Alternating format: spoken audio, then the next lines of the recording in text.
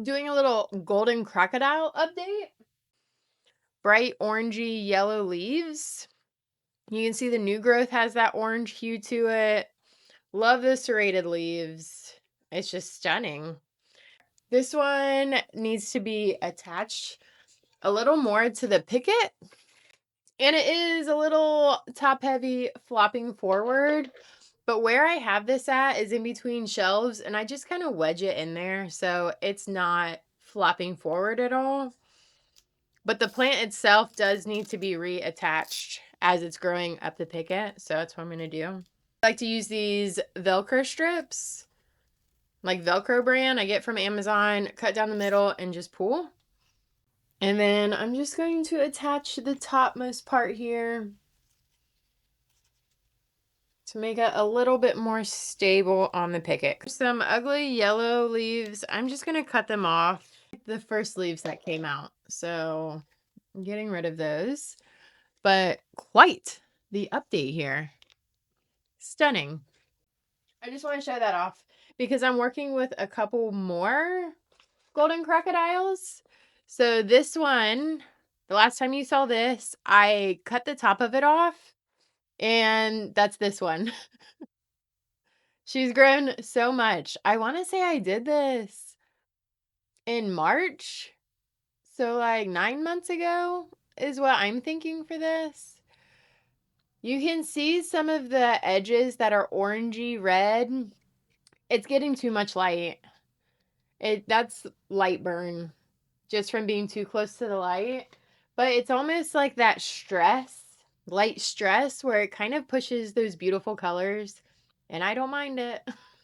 It's not hindering any growth. It's just giving a little hue to the leaves that show me it's a little bit too much light, but I really like where it's at and I'm leaving it. So you can do what you will with that.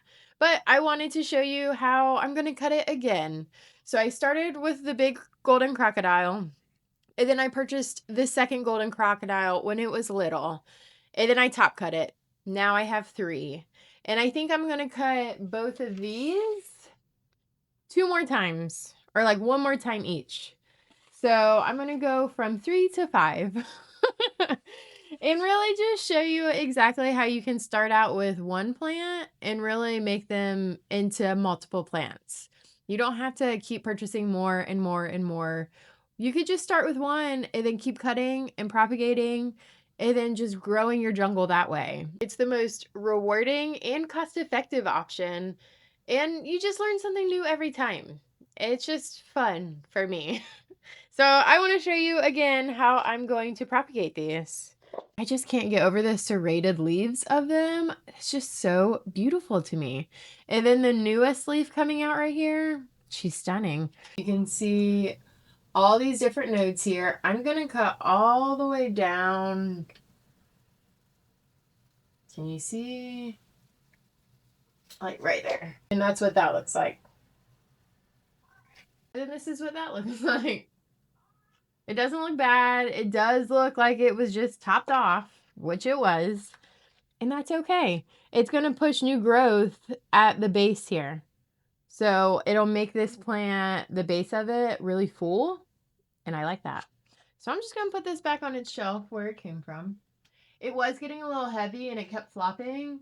So it's kind of the perfect time to top cut it so that I could keep it kind of smaller and get another plant out of it and show you how I do it. I have sphagnum moss here. Put my plant in the pot and then pack the moss around. I already moistened the moss. I already wrung out most of the moisture from the moss. There's a sweet spot of how moist you want the moss. Not too moist, not too dry. With this particular propagating, I am going to wrap the pot in cling wrap. I need to get the cling wrap that you can press along the edge and it sticks. I just haven't got it yet. I need to. Wrap it around the plant here in the base. It holds the moisture in. That's the goal, is to hold the moisture in. The last time I did this, it rooted very quickly. It looks silly. I know. It doesn't matter. We're trying to get more plants here. So I'm just going to keep that like that. Right, here she goes. Other one, this is the base. Here is where I cut the last one. And then it threw out this growth right here that I'm holding. And there's a new growth point down at the base.